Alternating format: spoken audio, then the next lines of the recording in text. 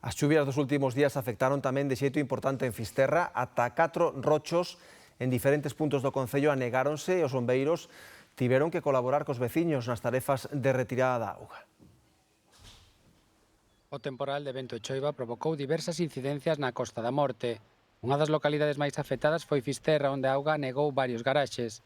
Na zona do Sardiñeiro, un rocho comunitario asolagouse, 4 coches e varios rochos quedaron afectados.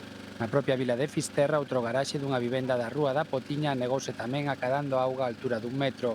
Afortunadamente, en ningún dos casos houbo que lamentar danos persoais e os equipos de emerxencias traballaron cos veciños para achicar a auga acumulada no interior. Botamos todo o día achicando auga, colaborando cos veciños en diferentes baixos, tanto ali na entrada de Fisterra como no lugar de Sardiñeiro.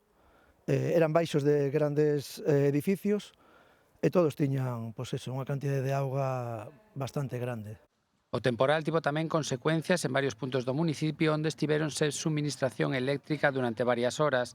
Os veciños denuncian que se trata dun problema habitual e non puntual por este temporal, din que ocorre dende hai moitos anos cando chega o mal tempo e exixen unha solución urxente e definitiva.